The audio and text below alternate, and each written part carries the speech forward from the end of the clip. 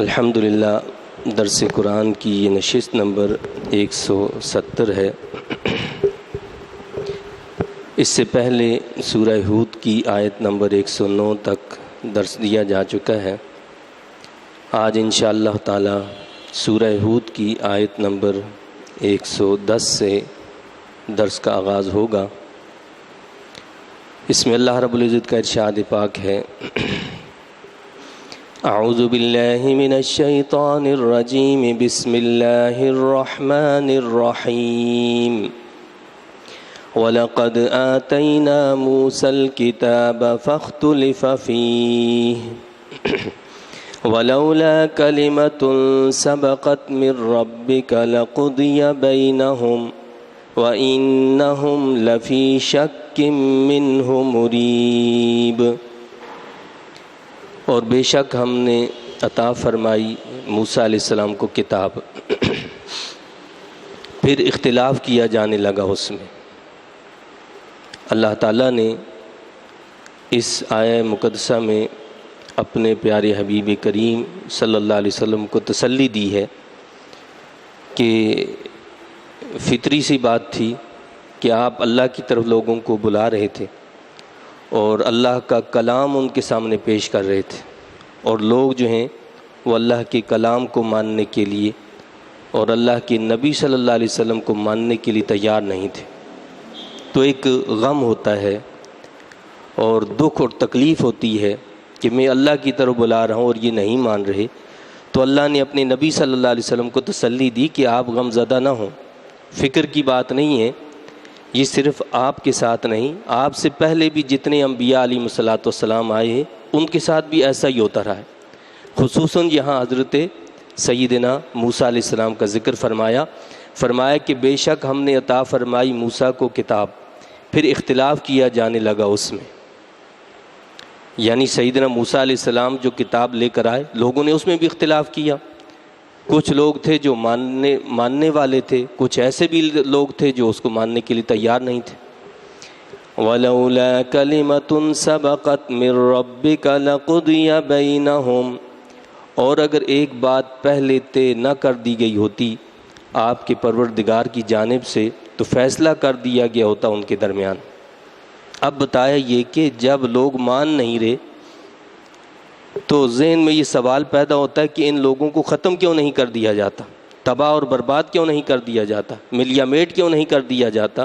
اللہ نے اس کا جواب دیا ہے، فرمایا کہ اللہ تعالیٰ نے اگر وہ چاہے تو وہ تو ملیا میٹ بھی کر سکتا ہے، تباہ اور برباد بھی کر سکتا ہے، کہ جو کوئی اس کی بات کو نہیں مانتا، اس کے حکم کو نہیں مانتا، اس کی کتاب کو نہیں مانتا، اس کے نبی کو تسلیم نہیں کرتا تو وہ ہلاک کر دے، اس پر وہ قدرت رکھتا ہے۔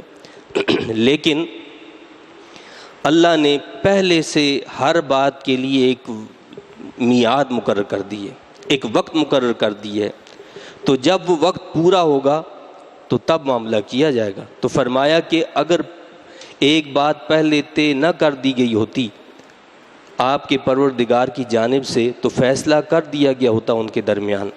وَإِنَّهُمْ لَفِي شَكٍّ مِّنْهُ مُرِيبٍ، اور بے شک وہ ایسے شبے میں ہیں اس کے متعلق جو بے چین کر دینے والا ہے۔ فرمایا کہ یہ جو ماننے والے نہیں ہیں، آپ کو نبی نہیں مانتے، اللہ کی کتاب کو، اللہ کی کتاب تسلیم نہیں کرتے، یہ خود ایک ایسے شک اور شبے میں مبتلا ہیں کہ جو ان کو بے چین کر دینے والا ہے۔ یعنی ایک طرف تو یہ بھی تسلیم کرتے ہیں کہ یہ وہ ہستی ہے، یہ وہ ذات ہے جس نے کبھی جھوٹ نہیں بولا، جس نے ہمارے سامنے زندگی گزاری ہے، جس کی زندگی بے داغ ہے، جس کو ہم نے صادق اور امین کا لقب دیا ہے، اور دوسری طرف یہ کتاب کو ماننے کے لیے تیار نہیں، تو یہ خود بھی اس شک میں مبتلا ہیں کہ ہم کہاں جا رہے ہیں، کہ جس کو صادق و امین ہم خود کہہ رہے ہیں تو یہاں ان کی بات کو تسلیم کیوں نہیں کر رہے۔ وَإِنَّ كُلًّا لَمَّا لَيُوَفِّيَنَّهُمْ رَبُّكَ أَعْمَالَهُمْ، اور یقیناً ان سب اختلاف کرنے والوں کو پورا بدلہ دے گا انہیں آپ کا رب ان کے کرتوتوں کا۔ إِنَّهُ بِمَا يَعْمَلُونَ خَبِيرٌ، بے شک اللہ تعالیٰ جو کام وہ کرتے ہیں ان سے خوب آگاہ ہے، یعنی سب کو پورا پورا بدلہ دیا جائے گا۔ فاستقم کما امرت ومن تاب معك ولا تطغوا، پس آپ ثابت قدم رہیے جیسے حکم دیا گیا ہے آپ کو، اور وہ بھی ثابت قدم رہیں جو تائب ہو کر آپ کے ہمراہ ہیں، اور سرکشی نہ کرو۔ تو اللہ نے کیا حکم دیا کہ استقامت کو اختیار کرنا ہے۔ اس کا حکم اے حبیب صلی اللہ علیہ وسلم آپ کو بھی ہے، اور جو آپ کے ساتھ تائب ہو کر آئے ہیں، شامل ہوئے، ایمان قبول کیا ہے، یعنی کہ جنہوں نے، ان کو بھی ثابت قدم رہنا ہے۔ اللہ کا نبی صلی اللہ علیہ وسلم ظاہر بات ہے معصوم عن الخطا ہوتا ہے، تو قوم کو یہ بتایا گیا کہ سرکشی اختیار نہ کرو۔ یہ ثابت قدمی کیا ہے؟ ثابت قدمی یہ ہے کہ انسان ہر حال میں اللہ اور اس کے رسول صلی اللہ علیہ وسلم کی تعلیمات پر قائم ہو جائے، ان سے ہرگز پیچھے نہ ہٹے۔ اور حضرت سیدنا عمر فاروق رضی اللہ تعالیٰ عنہ فرماتے ہیں کہ استقامت یہ ہے کہ اللہ کے اوامر و نواہی پر ایسا ثابت قدم ہو جائے کہ وہ لومڑی کی طرح نہ بنے، کہ جس طرح لومڑی جو ہوتی ہے پینترے بدلتی رہتی ہے، وہ ایسا عمل اختیار نہ کرے۔ یعنی اس نے، جیسے کہ حدیث شریف بھی ہے کہ ایک شخص اللہ کے رسول صلی اللہ علیہ وسلم کی بارگاہ میں حاضر ہوا اور اس نے کہا کہ مجھے کوئی نصیحت کیجئے تاکہ آپ کے بعد میں کسی سے اس کے بارے میں پھر سوال نہ کروں۔ فرمایا کہ تم استقامت کو اختیار کرو، جب لا الہ الا اللہ کہہ دیا تو فاستقم، پھر ثابت قدم ہو جاؤ۔ بس لا الہ الا اللہ کہنے کے بعد ثابت قدم ہو جانا، صراط مستقیم پر ڈٹ جانا، اور ہر حال میں صراط مستقیم پر قائم رہنا، یہ ہے ثابت قدمی۔ اور اسی آیت پر اللہ کے نبی صلی اللہ علیہ وسلم نے یہ ارشاد فرمایا تھا، فرمایا کہ سورہ ہود اور اس جیسی دوسری صورتوں نے وَأَخَوَاتُهَا، اس کی جو دوسری بہنیں ہیں، یعنی اس جیسی دوسری جو صورتیں انہوں نے مجھے بوڑھا کر دی ہے، یعنی ان کے اندر جو احکامات دیے گئے ہیں وہ ایسے ہیں کہ جو بڑے آزمائشی جو ہیں وہ احکامات ہیں۔ تو فرمایا کہ آپ ثابت قدم رہیے جیسے حکم دیا گیا آپ کو، اور وہ بھی ثابت قدم رہیں جو تائب ہو کر آپ کے ہمراہ ہیں، اور سرکشی نہ کرو۔ اِنَّهُ بِمَا تَعْمَلُونَ بَصِيرٌ، بے شک جو کچھ تم کرتے ہو وہ اسے خوب دیکھ رہا ہے۔ تو اسی لیے یہ جو استقامت ہے، اسے صوفیاء کرام فرماتے ہیں کہ الاستقامت فوق الکرامہ، استقامت جو ہے کرامت سے بھی بڑی چیز ہے۔ استقامت سے، ثابت قدمی سے کسی عمل کو کرتے رہنا یہ معمولی بات نہیں ہے۔ جب انسان نے کلمہ پڑھ لیا، لا الہ الا اللہ محمد رسول اللہ کہہ دیا، تو اب اللہ کے احکامات پر ایسا ثابت قدم ہو جانا اور اس کی تعلیمات پر اس طرح عمل کرنا جس طرح اس نے حکم دیا ہے، اور اس سے پیچھے نہ ہٹنا، یہ بڑی بات ہے، یہ کرامت سے بڑی چیز ہے۔ تو لہٰذا استقامت اختیار کرنا، اسی لیے کہتے ہیں کہ آپ تھوڑا عمل کریں لیکن پابندی سے، استقامت کے ساتھ ہمیشہ اس عمل کو کرتے رہیں، یہ اللہ کو پسند ہے، اللہ کے نبی صلی اللہ علیہ وسلم کو محبوب ہے۔ لیکن آپ بہت بڑا عمل کریں اور وہ وقتی ہو اور اس کے بعد چھوڑ دیں تو اس کی کوئی قدر و قیمت نہیں ہے۔ اصل چیز یہ ہے کہ تھوڑا عمل ہے لیکن استقامت کے ساتھ، پابندی کے ساتھ اس عمل کو کرتے رہنا، یہ اللہ کو محبوب ہے۔ وَلَا تَرْكَنُوا إِلَى الَّذِينَ ظَلَمُوا فَتَمَسَّكُمُ النَّارُ، اور مت جھکو ان کی طرف جنہوں نے ظلم کیا ورنہ چھوئے گی تمہیں بھی آگ۔ یہ بڑی اہم آیت ہے کہ اللہ تعالیٰ نے کیا فرمایا ہے کہ نہ صرف یہ کہ خود برائی نہیں کرنی، خود ظلم نہیں کرنا، یہ تو ہے ہی ہے کہ انسان نے اپنے آپ کو برائی سے روکنا ہے اور ظلم سے روکنا ہے، اور ہر اللہ کے اس وہ کام جس سے اللہ نے روکا اس سے اپنے آپ کو روکنا ہے، بلکہ اس کے ساتھ ساتھ کیا فرمایا ہے کہ ظلم کرنے والوں کی طرف جھکنا بھی نہیں ہے، ان کی طرف میلان بھی نہیں رکھنا۔ علامہ قاضی بیضاوی رحمۃ اللہ علیہ فرماتے ہیں کہ کفار کی شکل و ہیئت اختیار کرنا یہ بھی منع ہے، ان جیسا لباس پہننا یہ بھی منع ہے، ان جیسی زینت اختیار کرنا یہ بھی منع ہے، ان جیسا طریقہ اختیار کرنا یہ بھی منع ہے، کیونکہ یہ کون لوگ ہیں؟ یہ ظالم لوگ ہیں، جو اللہ کو ماننے والے نہیں، جو اللہ کے نبی صلی اللہ علیہ وسلم کو ماننے والے نہیں، یہ ظالم لوگ ہیں۔ تو کفار کی شکل کو اختیار کرنا، ان کے طور طریقوں کو اپنانا یہ ممنوع ہے۔ اب جب ہم خود پورے کے پورے ایسے بن جائیں کہ ہمارے درمیان اور ان میں کوئی فرق ہی نہ ہو، تو پھر آپ بتائیے اللہ کی رحمتیں نازل ہوں گی یا اللہ کا عذاب نازل ہوگا؟ اللہ تو فرما رہا ہے کہ مت جھکو ان کی طرف جنہوں نے ظلم کیا، اگر ایسا کرو گے تو کیا فرمایا؟ فَتَمَسَّكُمُ النَّارُ، ورنہ چھوئے گی تمہیں بھی آگ۔ جس طرح وہ جہنم میں جائیں گے، وہ عذاب کا شکار ہوں گے، تم بھی پھر اسی طرح عذاب کا شکار ہوگے۔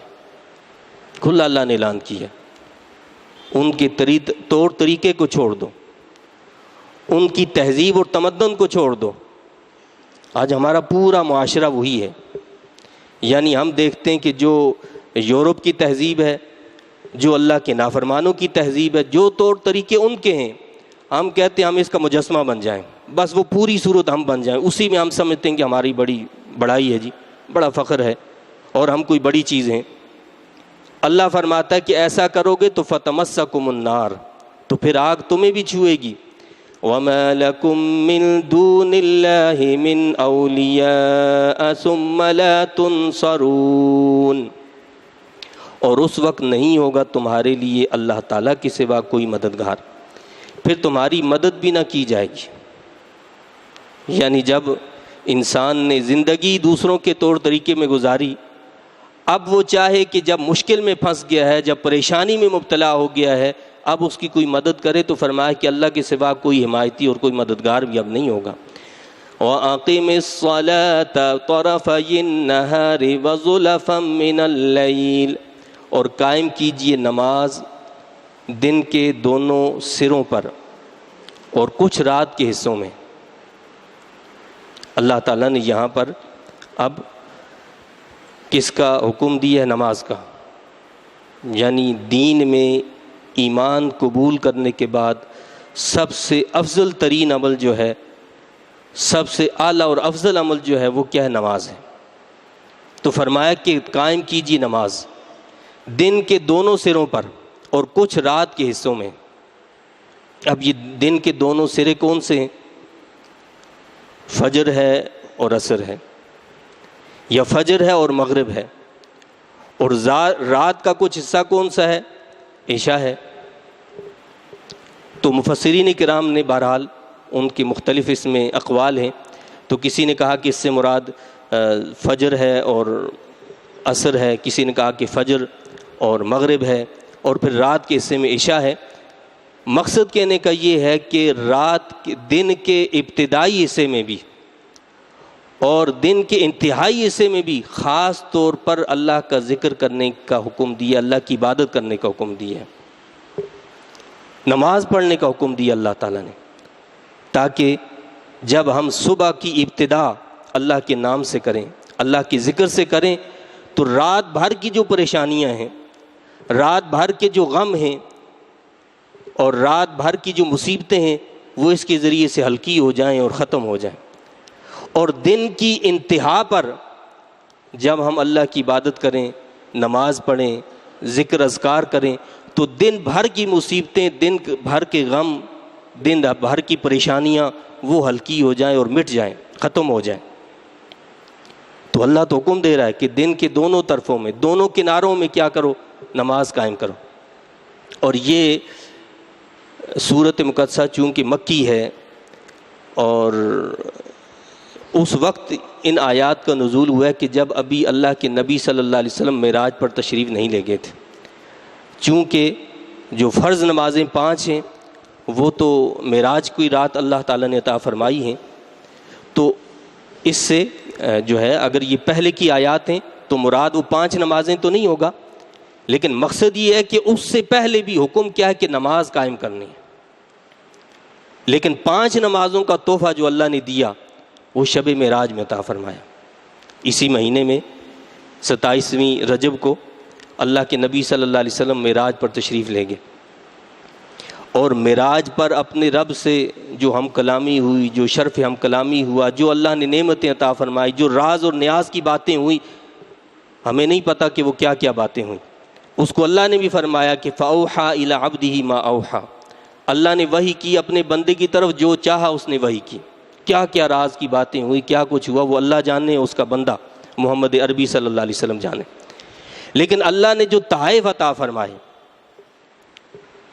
ہیں، ہم اپنے جو ہے مہمان سے ملتے ہیں، اپنے میزبان کے پاس جاتے ہیں، تو میزبان کیا کرتا ہے؟ مہمان کی تواضع کرتا ہے، تحفے تحائف بھی دیتا ہے۔ اللہ تعالیٰ نے اپنے نبی صلی اللہ علیہ وسلم کو، اپنے حبیب کریم صلی اللہ علیہ وسلم کو جو تحائف عطا فرمائے، ان میں سے ایک اہم ترین تحفہ 5 نمازوں کا، 50 نمازیں عطا فرمائیں۔ یہ 50 نمازیں لے کر اللہ کے نبی محمد عربی صلی اللہ علیہ وسلم واپس تشریف لاتے ہیں، اور راستے میں سیدنا موسیٰ علیہ السلام سے ملاقات ہوتی ہے، ان کا تذکرہ رکوع کی ابتدا میں بھی آیا۔ تو موسیٰ علیہ السلام پوچھتے ہیں کہ آپ کیا لے کر آئے ہیں؟ فرمایا کہ میں یہ تحفہ لے کر آیا ہوں 50 نمازوں کا۔ تو حضرت موسیٰ علیہ السلام نے فرمایا کہ مجھے اس کی پریکٹس ہے، میری قوم سے واسطہ پڑ چکا ہے، تو آپ اللہ کی بارگاہ میں جائیں اور اللہ سے عرض کریں کہ اللہ اس کو کم کرے، یہ بہت زیادہ ہیں۔ اس طرح اللہ کے نبی صلی اللہ علیہ وسلم واپس تشریف لے گئے۔ یہ آنا جانا ہوتا رہا، تقریباً 9 مرتبہ اللہ کے نبی صلی اللہ علیہ وسلم اللہ کی بارگاہ میں گئے، واپس آئے، پھر گئے، پھر واپس آئے۔ بالآخر اللہ نے 5 نمازیں جو ہیں دیں، لیکن کیا فرمایا کہ یہ ہیں تو 5، ان 5 نمازوں پر بھی ثواب 50 کا ملے گا۔ اللہ کا فیصلہ جو ہوتا ہے وہ حتمی ہوتا ہے، تو لہٰذا لوگ پڑھیں گے 5 نمازیں، ثواب ان کو دیا جائے گا 50 نمازوں کا۔ تو اللہ کے نبی صلی اللہ علیہ وسلم جو نمازوں کا تحفہ لے کر آئے، جو اللہ کی بارگاہ سے خاص تحفہ ملا، اور جس کی اللہ نے بار بار تاکید کی، ہم آج اس کو ہی چھوڑ کر بیٹھ گئے۔ اللہ کے نبی صلی اللہ علیہ وسلم کا ارشاد پاک ہے، حدیث پاک کا مفہوم ہے کہ جو شخص دن میں اس کے گھر کے سامنے کوئی نہر ہو، اس نہر میں 5 مرتبہ نہائے، تو صحابہ کرام سے سوال کیا کہ بتاؤ کہ اس کے جسم پر کوئی میل کچیل رہ سکتا ہے؟ کہا کہ نہیں، وہ تو بالکل صاف ستھرا ہوگا۔ فرمایا کہ اسی طرح جو شخص دن میں 5 نمازیں ادا کرتا ہے، وہ گناہوں سے اسی طرح پاک ہو جاتا ہے جس طرح دن میں 5 مرتبہ نہانے والا میل کچیل سے پاک ہو جاتا ہے۔ اور آگے اللہ نے بتایا بھی ہے، کیا فرمایا اللہ نے؟ ان الحسنات یذہبن السیئات، بے شک نیکیاں مٹا دیتی ہیں برائیوں کو۔ یہ نیکیاں برائیوں کو مٹا دیتی ہیں۔ جس طرح ہم دوا کھاتے ہیں، دوا ہمیں طاقت بھی دیتی ہے، اور جو بیماری ہوتی ہے اس کے اثر کو بھی زائل کرتی ہے، اسی طرح یہ جو دوا ہے، یہ نماز جو ہے، یہ اللہ کا ذکر جو ہے، یہ کیا کرتا ہے؟ یہ انسان کے گناہوں کو مٹاتا ہے اور اس کی روح کو طاقت دیتا ہے، انسان کی روح کو طاقتور بناتا ہے، اور گناہوں کے جو اثرات ہوتے ہیں ان کو زائل کر دیتا ہے۔ اور یہ دل جو زنگ آلودہ ہو جاتا ہے گناہوں کی وجہ سے، گناہ کر کر کے دل پر زنگ چڑھ جاتا ہے، لیکن جب بندہ اللہ کی یاد کرتا ہے، نماز پڑھتا ہے، اعمال خیر کرتا ہے، تو یہ نیکیاں اس زنگ کو مٹا دیتی ہیں، وہ زنگ ہٹ جاتا ہے اور دل صاف ہو جاتا ہے، پاک ہو جاتا ہے، اور اس میں خالق کی کائنات کی طرف سے نور اور روشنی پھر پیدا ہوتی ہے۔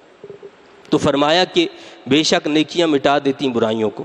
ذالک ذکریٰ للذاکرین، یہ نصیحت ہے نصیحت قبول کرنے والوں کے لیے، یعنی یہ نصیحت اسی کے لیے جو نصیحت قبول کرنے کے لیے تیار ہو۔ جو نصیحت قبول کرنے کے لیے تیار ہی نہ ہو، اس کو آپ 1000 باتیں کہہ ڈالیں، اس کا کوئی فائدہ نہیں، اس کو اثر کوئی بھی نہیں ہوگا۔ وَاصْبِرْ فَإِنَّ اللَّهَ لَا يُضِيعُ أَجْرَ الْمُحْسِنِينَ، اور آپ صبر کیجئے، بلا شبہ اللہ تعالیٰ ضائع نہیں کرتا نیکوں کے اجر کو۔ اب ایمان کے ساتھ اعمال صالحہ اور خصوصاً نماز کا ذکر، اور پھر کیا فرمایا کہ صبر یہ لازمی ہے، یعنی ایمان اور عمل صالحہ کے ساتھ جو ہے صبر اختیار کرنا، یہ تو بہت ہی ضروری ہے۔ جب تک انسان کے اندر صبر نہ آئے تو اس نیکی کا وہ اثر صحیح طور پر پا ہی نہیں سکتا۔ تو صبر لازمی ہے، کیونکہ آپ کوئی بھی نیک عمل کریں گے تو اس میں آپ کو صبر کرنا پڑے گا۔ آپ کی خواہشات کا تقاضا کچھ اور ہوگا، ماحول کا تقاضا کچھ اور ہوگا، معاشرے کا تقاضا کچھ اور ہوگا، قوم کا تقاضا کچھ اور ہوگا، بہت ساری باتیں آئیں گی، لیکن آپ اللہ کے حکم کے سامنے سر بسجود ہوں گے، اس کے حکم کی تابعداری کریں گے، تو وہاں آپ کو مصائب کا، مشکلات کا، پریشانیوں کا شکار ہونا پڑے گا۔ تو اس میں صبر کرنا، فرمایا کہ صبر کیجئے، جو صبر کرتا ہے اللہ اس کے صبر کو ضائع نہیں کرتا۔ کیا فرمایا کہ بلا شبہ اللہ تعالیٰ ضائع نہیں کرتا نیکوں کے اجر کو۔ فَلَوْلَا كَانَ مِنَ الْقُرُونِ مِنْ قَبْلِكُمْ أُولُو بَقِيَّةٍ يَنْهَوْنَ عَنِ الْفَسَادِ فِي الْأَرْضِ، تو کیوں ایسا نہ ہوا کہ ان امتوں میں جو تم سے پہلے گزری ہیں ایسے زیرک لوگ ہوتے جو روکتے زمین میں فتنہ و فساد برپا کرنے سے۔ عن الفساد فی الارض الا قلیلا ممن انجینا منہم، مگر وہ قلیل تھے جنہیں ہم نے نجات دی تھی ان سے۔ تو فرمایا کہ قوموں کے ہلاک کرنے کی وجہ کیا ہے، لوگوں پر عذاب کیوں آتا ہے، مصائب اور مشکلات کا شکار کیوں ہوتے ہیں، اس کی دو وجوہات اللہ نے یہاں پر بیان کی ہیں۔ پہلی وجہ تو یہ بتائی کہ لوگوں میں ایسے لوگ کیوں نہیں ہوتے جو برائی کرنے والوں کو برائی سے روکیں، جب وہ دیکھیں کہ برائی ہو رہی ہے تو برائی سے روکیں۔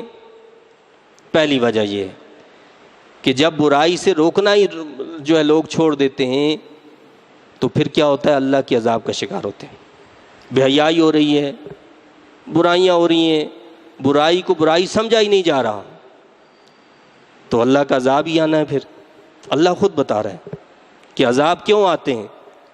پہلی قوموں کی ہسٹری اللہ نے رکھی ہمارے سامنے، پہلے قوموں کی ہلاکت کے جو واقعات تھے وہ ہمیں بتائے ہیں، تو فرمایا کہ عذاب اس لیے آتے ہیں کہ لوگ برائی سے روکنا چھوڑ دیتے ہیں۔ یعنی برائی سے نہ صرف یہ کہ ہم نے خود رکنا ہے، بلکہ اگر کسی کو دیکھیں کہ وہ برائی کر رہا ہے اس کو برائی سے روکنا بھی ہے۔ اب ہم یہ کہ یار روکیں گے بھی تو کیا ہوا، یہ تو رکیں گے نہیں، تو ہمارا کام تو ہے کہ برائی سے روکنا ہے۔ مؤذن کا کام ہے اذان دینا، اذان دینا اس کی ذمہ داری، لوگوں کا آنا نہ آنا وہ اس پر نہیں ہے کہ لوگ کیوں نہیں آئے، وہ جواب دہ وہ ہوں گے کہ وہ کیوں نہیں آئے، اس کی سزا وہ بھگتیں گے، لیکن اذان دینے والا اذان دیتا رہے گا، اس پر وہ اجر پاتا رہے گا۔ اسی طرح برائی سے روکنا، برائی سے منع کرنا، یہ ہر مسلمان کا فرض ہے، اس کی ذمہ داری کہ وہ برائی سے روکے۔ اب کوئی نہیں رکتا تو نہ روکے، اس کی وبا، اس کی بلا، اس کی تکلیف، اس کی پریشانی اسی پر آئے گی، لیکن ہم تو بچے رہیں گے۔ لیکن ہم یہ کہ یار چھوڑو اب کیا ہوگا، ہمارے کہنے سے بھی نہیں رکتے، تو پھر ہم بھی اس مصیبت میں، پریشانی میں مبتلا ہو جائیں گے، کیونکہ ہم نے اس اذان دینے کو چھوڑ دیا، اس کو ترک کر دیا۔ تو یہ جو بلائیں اور وبائیں آ رہی ہیں ایسے نہیں آ رہی ہیں، اللہ خود بتا رہا ہے یہ اس لیے آتی ہیں۔ دوسری وجہ بھی اللہ نے بتائی، فرمایا اللہ تعالیٰ نے وَاتَّبَعَ الَّذِينَ ظَلَمُوا مَا أُتْرِفُوا فِيهِ وَكَانُوا مُجْرِمِينَ، اور پیچھے پڑے رہے ظالم اس عیش و طرب کے جس میں وہ تھے اور وہ مجرم تھے۔ پہلی چیز تو یہ کہ نیکی کی دعوت رک جاتی ہے، برائی سے انسان روکنا چھوڑ دیتا ہے، ایسے لوگ ختم ہو جاتے ہیں یا ہوتے ہیں لیکن وہ برائی سے روکتے نہیں ہیں تو اللہ تعالیٰ عذاب نازل کرتا ہے۔ دوسری وجہ یہ ہوتی ہے کہ لوگ خواہشات میں، عیش و عشرت میں مبتلا ہو جاتے ہیں، اپنی خواہشات کو پورا کرنے میں لگے رہتے ہیں، بس میری یہ خواہش پوری جائے، وہ ہو جائے، اور یہ ایک ایسا طویل سلسلہ ہے جو کبھی ختم ہونے والا نہیں۔ اور کیا ہوتے ہیں کہ دنیا میں غرق ہو جاتے ہیں، عیش و عشرت میں مبتلا ہو جاتے ہیں، وہ سب کچھ اس دنیا کو سمجھتے ہیں، اس طرح وہ اپنے آپ کو خود مجرم بنا لیتے ہیں۔ تو یہ دو اسباب اللہ نے بتائے ہیں جس وجہ سے اللہ تعالیٰ کیا کرتا ہے، عذاب نازل کرتا ہے۔ تو اب ہمیں سوچنا ہے کہ کیا یہ بیماریاں، یہ چیزیں ہمارے اندر نہیں ہیں؟ گھروں سے یہ ساری باتیں ختم ہو گئیں کہ ہم اپنے بچوں کو دیکھتے ہیں، گھر والوں کو دیکھتے ہیں کہ وہ اللہ کی نافرمانی کر رہے ہیں، اللہ کے نبی صلی اللہ علیہ وسلم کی تعلیمات کی نافرمانی کر رہے ہیں، تو ہمیں کوئی پرواہ ہی نہیں ہوتی ہے، کچھ بھی ہو جائے ہم اس کو روکنے کے لیے تیار نہیں ہیں۔ اس کو کیا روکیں، ہم خود رکتے ہی نہیں ہیں۔ تو جب ہم خود گناہوں سے نہیں روکیں گے، جب ہم دوسروں کو نہیں روکیں گے، تو پھر تو اللہ کا عذاب آنا ہے۔ تو اللہ اپنے عذاب سے ہماری حفاظت فرمائے، اور اللہ نے بتا دی ہے کہ اگر تم نے اللہ کے عذاب سے بچنا ہے، اس کا طریقہ کیا ہے؟ برائیوں سے روکو اور خواہشات کی اتباع اور پیروی میں نہ لگو۔ اگر ان دو چیزوں سے رک جاؤ گے تو اللہ کے عذاب سے بھی محفوظ ہو جاؤ گے۔ وَمَا كَانَ رَبُّكَ لِيُهْلِكَ الْقُرَىٰ بِظُلْمٍ وَأَهْلُهَا مُصْلِحُونَ۔ اللہ نے خود اس کی وضاحت فرما دی۔ کیا فرمایا؟ اور آپ کا رب ایسا نہیں کہ برباد کر دے بستیوں کو ظلم سے۔ اللہ تو ظلم کرنے والا ہی نہیں ہے، وہ تو انصاف کرنے والا ہے۔ تو کیسے ہو سکتا ہے کہ وہ ظلمن جو ہے لوگوں کو ہلاک کر دے، برباد کر دے؟ اللہ خود فرماتا ہے کہ اور آپ کا رب ایسا نہیں کہ برباد کر دے بستیوں کو ظلم سے، حالانکہ ان میں بسنے والے نیکوکار ہوں، نیکیاں کرنے والے ہوں، نیکیوں کو پھیلانے والے، اور ان پر اللہ عذاب نازل کرے؟ ایسا ہو ہی نہیں سکتا ہے۔ مجھے بتائیے کہ ہمارے معاشرے میں کون سی برائی ہے، کون سی بے حیائی ہے، کون سی فحاشی ہے جو موجود نہیں ہے؟ جب یہ ساری فحاشیاں، بے حیائیاں، برائیاں ہوں گی تو اللہ کے عذاب نازل ہوں گے۔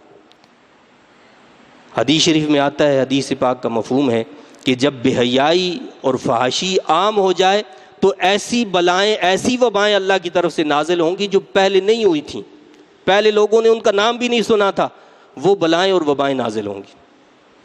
تو آج ہم جن وباؤں کا، بلاؤں کا شکار ہیں، وہ اسی وجہ سے ہیں کہ بے حیائیاں عام ہو گئی اور ہم خاموش ہیں، فحاشی عام ہو گئی ہے، ہم خاموش ہیں، برائی جو ہے وہ خوب عام ہو رہی ہے، اور نیکی کے راستے روکے جا رہے ہیں، نیکیوں کو ختم کیا جا رہا ہے، نیک اعمال پر پابندیاں لگائی جا رہی ہیں، اور برے اعمال کو سر عام کرو، آپ کو کوئی مسئلہ ہی نہیں ہے۔ اس لیے اللہ کے عذاب کی مختلف شکلیں ہم دیکھ رہے ہیں، اور جب تک ہم اللہ کے احکامات کی تعمیل نہیں کریں گے تو ان عذابوں سے، ان تکلیفوں سے بچنا نہایت ہی مشکل ہے۔ وَلَوْ شَاءَ رَبُّكَ لَجَعَلَ النَّاسَ أُمَّةً وَاحِدَةً وَلَا يَزَالُونَ مُخْتَلِفِينَ، اور اگر چاہتا آپ کا رب تو بنا دیتا سب لوگوں کو ایک ہی امت۔ بھائی یہ لوگوں میں اختلاف کیوں ہے؟ ایک کچھ کہتا ہے، دوسرا کچھ کہتا ہے، ایک جنتیوں والے اعمال کرتا ہے، دوسرا جہنمیوں والے اعمال کرتا ہے، تو ایسا کیوں ہے؟ اللہ فرماتا ہے کہ اللہ چاہتا تو سب اللہ کے فرما بردار ہوتے، لیکن پھر ان لوگوں کو پیدا کرنے کا کیا فائدہ؟ بھائی ایسی مخلوق تو پہلے سے موجود ہے، فرشتے ہیں، فرشتے وہی کرتے ہیں جو اللہ نے فرمایا، بس وہ آگے پیچھے نہیں جاتے، نہ ان کے لیے کوئی ترقی ہے، ان کے لیے ترقی بھی نہیں ہے۔ اللہ تعالیٰ نے ایک مخلوق ایسی بنائی، جن و انس، کہ جن کو اختیار دیا ہے کہ اپنے اختیار سے تم نے اپنے رب کی راہ کو اختیار کرنا ہے، اسی پر تمہیں ترقی ملے گی، تمہیں اعلیٰ مقامات ملیں گے، تمہیں اعلیٰ منازل دی جائیں گی، اور اسی پر تنزلی دی جائے گی۔ یعنی جب اللہ کے راستے کو چھوڑ کر شیطان کے راستے کو اختیار کرو گے تو جہنم کے طبقات میں تمہیں ڈال دیا جائے گا۔ تو فرمایا اللہ چاہتا تو سارے لوگ ایک امت ہوتے، لیکن کیا تھا؟ حکمت کا یہ تقاضا نہیں، اس لیے وہ ہمیشہ آپس میں اختلاف کرتے رہیں گے۔ تو اللہ کی حکمت کا تقاضا نہیں تھا یہ، لہٰذا اب لوگوں میں تو ایسا ہی ہوگا کہ کوئی حق کو قبول کرنے والے ہوں گے، کوئی حق کا انکار کرنے والے ہوں گے، کوئی جنتیوں والے اعمال کریں گے، کوئی جہنمیوں والے اعمال کریں گے۔ لہٰذا دونوں کے ذریعے سے اللہ نے دونوں کو بھرنا ہے، جنتی اعمال کے ذریعے سے جنتیوں کو جنت میں داخل کیا جائے گا، اور جہنمی اعمال کے ذریعے سے جہنمیوں کو جہنم میں داخل کیا جائے گا۔ إِلَّا مَن رَحِمَ رَبُّكَ، مگر وہ جن پر آپ کے رب نے رحم فرمایا، وہ اس فتنے سے محفوظ رہیں گے، وہ صراط مستقیم پر ثابت قدم رہیں گے، وہ اس فتنے میں مبتلا نہیں ہوں گے۔ وَلِذَلِكَ خَلَقَهُمْ، اور اسی رحمت کے لیے انہیں پیدا فرمایا ہے۔ اللہ نے پیدا اسی لیے فرمایا ہے کہ اپنے بندوں پر رحم فرمائے، بندے اس کے در پر آ جائیں، اپنے گناہوں کا اعتراف کر لیں، اپنے جرموں کا اعتراف کر لیں، اس سے معافی مانگ لیں، اس کی رحمت کا سوال کریں اس سے۔ اللہ تو چاہتا اپنے بندوں پر رحم فرمانا کہ میں اپنے بندوں پر رحم کروں۔ وَتَمَّتْ كَلِمَةُ رَبِّكَ لَأَمْلَأَنَّ جَهَنَّمَ مِنَ الْجِنَّةِ وَالنَّاسِ أَجْمَعِينَ، اور اسی رحمت کے لیے انہیں پیدا فرمایا ہے، اور پوری ہو گئی آپ کے رب کی یہ بات کہ میں ضرور بھر دوں گا جہنم کو جن و انسان دونوں سے۔ وَكُلًّا نَّقُصُّ عَلَيْكَ مِنْ أَنبَاءِ الرُّسُلِ مَا نُثَبِّتُ بِهِ فُؤَادَكَ، اور یہ سب جو ہم بیان کرتے ہیں آپ سے پیغمبروں کی سرگزشتیں، یہ اس لیے ہیں کہ پختہ کر دیں ان سے آپ کے قلب مبارک۔ پہلے لوگوں کے واقعات سنانے کا مقصد یہ ہوتا ہے کہ دل میں پختگی پیدا ہو جائے، دل جمی پیدا ہو جائے، ثابت قدمی پیدا ہو جائے، دل اور مضبوط ہو جائے۔ وَجَاءَكَ فِي هَذِهِ الْحَقُّ وَمَوْعِظَةٌ وَذِكْرَى لِلْمُؤْمِنِينَ، اور آیا ہے آپ کے پاس اس صورت میں حق اور یہ نصیحت اور یاد دہانی ہے اہل ایمان کے لیے۔ وَقُلْ لِلَّذِينَ لَا يُؤْمِنُونَ اعْمَلُوا عَلَى مَكَانَتِكُمْ، اور آپ فرما دیجیے انہیں جو ایمان نہیں لائے کہ تم عمل کرتے رہو اپنی جگہ پر۔ اِنَّا عَامِلُونَ، اور ہم اپنے طور پر عمل پہ رہیں۔ وَانْتَظِرُوا، اور تم بھی انتظار کرو۔ اِنَّا مُنْتَظِرُونَ، ہم بھی منتظر ہیں۔ وَلِلَّهِ غَيْبُ السَّمَاوَاتِ وَالْأَرْضِ وَإِلَيْهِ يُرْجَعُ الْأَمْرُ كُلُّهُ فَاعْبُدْهُ، اور اللہ ہی کے لیے ہیں چھپی ہوئی چیزیں آسمانوں کی اور زمین کی، اور اسی کی طرف لوٹائے جاتے ہیں سارے کام۔ فَاعْبُدْهُ وَتَوَكَّلْ عَلَيْهِ، تو آپ بھی اسی کی عبادت کیجئے اور اسی پر بھروسہ رکھیے، اسی کی عبادت کیجئے، اسی پر بھروسہ رکھیے۔ اللہ تعالیٰ یہ حکم دیتا ہے، اہل ایمان کے لیے حکم ہے کہ انہوں نے ہر معاملے میں بھروسہ کس پر رکھنا ہے؟ اللہ پر رکھنا ہے۔ لیکن عجیب کشمکش ہے، عجیب افراتفری کا عالم ہے۔ اس وقت آپ دنیا میں دیکھیں کہ ہر شخص موت سے بھاگ رہا ہے، اور ایک ایسا خوف طاری کر دیا گیا ہے کہ ہر شخص دوسرے سے دور بھاگ رہا ہے کہ یہی کہیں مجھے کھا نہ جائے۔ بھائی یہ ایمان کے تقاضوں کے خلاف بات ہے۔ کیا ہمارا ایمان اور عقیدہ نہیں ہے کہ ہمارے پیدا ہونے سے پہلے ہمارا مالک ہماری زندگی بھی لکھ دیتا ہے، ہماری موت بھی لکھ دیتا ہے؟ اور قرآن میں اللہ فرماتا ہے قُلْ إِنَّ الْمَوْتَ الَّذِي تَفِرُّونَ مِنْهُ فَإِنَّهُ مُلَاقِيكُمْ، اللہ کا فرمان ہے جس موت سے تم بھاگ رہے ہو وہ تو تمہیں مل کر رہے گی۔ جس موت سے اللہ فرما رہا ہے تم بھاگ رہے ہو وہ تمہیں مل کر رہے گی۔ اور دوسرے مقام پر اللہ کا ارشاد ہے وَيُدْرِكُمْ أَيْنَمَا كُنْتُمْ، تم جہاں کہیں پر بھی ہوگے، یدرککم الموت، موت تمہیں پکڑ لے گی۔ وَلَوْ كُنْتُمْ فِي بُرُوجٍ مُشَيَّدَةٍ، اگرچہ تم مضبوط قلعوں کے اندر کیوں نہ ہو۔ موت کا وقت معین مقرر ہے۔ موت سے ڈرنے والا مومن نہیں ہوتا، کافر موت سے ڈرتا ہے۔ مومن نہیں ڈرتا ہے موت سے، کافر ڈرتا ہے۔ آج کفر کی دنیا میں موت کا ایک عالم ہے، اور اسی کو ہمارے میڈیا نے، یہ دجالی میڈیا، اس نے ہمارے اوپر بھی طاری کر دی ہے، یعنی گویا جس نے نہیں مرنا وہ بھی مر جائے۔ اگر کسی چیز پر پابندی لگانی چاہیے تو وہ یہ دجالی میڈیا ہے جس کو بند کر دینا چاہیے، اور اللہ کی رحمت اسی صورت میں آئے گی۔ آپ 2 ہفتے کے لیے اس میڈیا کو بند کر دیں، آپ یہ نیٹ کو بند کر دیں، انشاءاللہ سب بلائیں، سب وبائیں دور ہو جائیں گی، ساری بلائیں اللہ دور کر دے گا۔ لیکن یہ کیسا مومن ہے اسے اللہ پر توکل نہیں ہے۔ اللہ فرماتا ہے کہ وَتَوَكَّلْ عَلَيْهِ، اس کا یہ مقصد نہیں ہے، میں آپ کو یہ نہیں کہہ رہا کہ آپ احتیاط نہ کریں، احتیاط ضرور کریں، لیکن بھروسہ اللہ پر کریں۔ موت دینے والا اللہ ہے، کوئی چیز نہیں ہے۔ کوئی سبب جو ہے وہ موت کا ذریعہ تب بنتی ہے کہ جب اس سبب کو اللہ تعالیٰ حکم دے کہ اس کا یہ اثر ہو، ورنہ نہیں، کوئی چیز عمل نہیں کر سکتی۔ عمل اثر کب ہوتا ہے؟ کہ جب اللہ کی اجازت ہوتی ہے۔ اللہ کی اجازت نہ ہو تو آگ گل و گلزار بن جاتی ہے، آگ کا کام جلانا ہے، اور ابراہیم علیہ السلام کو جب اس آگ میں ڈالا جاتا ہے تو اس کو جلاتی ہے نہیں۔ حضرت اسماعیل علیہ السلام کے گلے پر چھری چلائی جاتی ہے، چھری کا کام کاٹنا ہے، میرے رب کا حکم نہیں ہے، وہ کاٹ نہیں سکتی ہے۔ تو ہمارے ایمانوں کو کیا ہو گیا ہے؟ ہم نے کفار کے طریقے کیوں اختیار کر لیں؟ یہ خوف و ہراس کیوں ہے؟ ہم کیوں موت سے ڈریں؟ موت سے ہم ڈرنے والے نہیں ہیں۔ ہاں ضرورت اس بات کی ہے کہ ہم اپنے رب سے ڈریں، اور یہ جو موت جس کا خوف ہم پر طاری کیا گیا ہے صرف 2%، یعنی ڈاکٹرز خود کہتے ہیں کہ 98% لوگ صحت یاب ہوتے ہیں، 2% لوگ مر جاتے ہیں، اور وہ موت جس کا 100% ہمیں پتہ ہی نہیں ہے کہ جی اگلے لمحے ہماری زندگی نہ ہو، اس کا ہمیں خوف ہی نہیں ہے۔ ہمارا رب تو ہمیں یہ کہتا ہے کہ ہر وقت ڈرو اس بات سے کہ تمہاری موت آ سکتی ہے، اس موت کے لیے تیار رہو۔ اگلی سانس میری باہر آئے نہ آئے اس کی ہمیں خبر نہیں ہے، اس کی تیاری نہیں ہے، اس کا ڈر نہیں ہے، اس کا خوف نہیں ہے۔ خوف اس کا ہے کہ یہ وائرس کہیں ہمیں نہ پکڑ لے، تو ایسا کچھ نہیں ہو سکتا بھائی، کوئی وائرس نہیں پکڑ سکتا ہمیں جب تک میرے رب کا حکم نہ ہو۔ تو لہٰذا ڈرنا ہے تو اس بات سے ڈریں کہ ہم اللہ کے حضور جائیں گے تو کیا پیش کریں گے اس کے سامنے۔ موت جو ہے وہ تو ملاقات کا نام ہے رب سے، کیا ہم اللہ سے ملنے سے ڈرتے ہیں؟ مومن کے لیے موت کیا ہے؟ اللہ سے ملاقات، اور مومن موت سے نہیں ڈرتا، وہ تو چاہتا ہے کہ میں اپنے رب سے ملوں۔ ہم موت سے ڈرتا ہے کافر اس لیے کہ اس کا سب کچھ یہ دنیا ہے، وہ کہتا ہے سب کچھ یہ دنیا ہے، یہ گئی تو بس ختم ہو گیا سب کچھ۔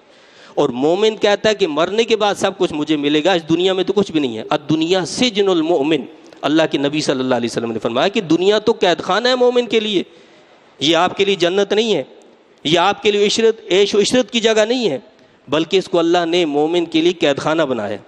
لہٰذا کسی بھی ایسی افواہ، کسی بھی ایسی چیز کو آپ اپنے سر پر سوار نہ کریں، اور ان چیزوں سے دور رہیں، اور میڈیا کو بند کر دیں۔ بس یہ سب سے بڑا دجالی میڈیا جو ہے، اس نے ذہنوں کو تباہ کر دیا، ذہنوں کو خراب کر دیا، اور اس وقت ضرورت اس بات کی زیادہ ہے۔ آپ دیکھیں، آپ نے سنا ابھی کہ اللہ تعالیٰ نے فرمایا کہ دن کی ابتدا میں، دن کے انتہا میں اللہ کی ذکر کرو، عبادت کرو، اس سے ہم غافل ہیں۔ آج بھی ہماری فجر کی نمازیں ایسے ہوتی ہیں کہ خالی ہوتی ہیں ساری مسجد۔ اس وقت زیادہ ضرورت تھی کہ ہم توبہ کرتے، اس کی بارگاہ میں جھکتے۔ ہماری فجر بھی اس طرح ہوتی جس طرح اس وقت ہم لوگ یہاں پر جمع ہیں، جس طرح اس وقت مسجد بھری ہوئی ہے، اسی طرح فجر میں بھی ہماری مسجد بھر جائے تو آپ سمجھیں اللہ کی رحمت اسی وقت برسے گی، یہ ساری بلا اور وبا اسی وقت ختم ہو جائے گی۔ لیکن جب تک ہماری مسجدیں خالی ہیں، اور حکمران اگر کہیں کہ مسجدوں کو خالی کر دو، تو یہ اللہ کے عذاب کی دعوت کے علاوہ کچھ بھی نہیں ہے، یعنی مزید عذاب کی دعوت۔ اور اللہ نے قرآن میں بتایا ہے کہ یہ تو چھوٹے چھوٹے عذاب ہم دیتے ہیں تاکہ تم اس کی طرف پلٹ جاؤ۔ قرآن میں سورہ سجدہ کے اندر، سورہ سجدہ کی یہ غالباً 22ویں آیت ہے، اللہ کا فرمان ہے چھوٹے چھوٹے عذاب ہم لوگوں کو دیتے ہیں، کیوں؟ تاکہ وہ اللہ کی طرف پلٹ جائیں۔ یہ اس لیے ہے کہ ہم اللہ کی طرف پلٹ جائیں، توبہ کر لیں۔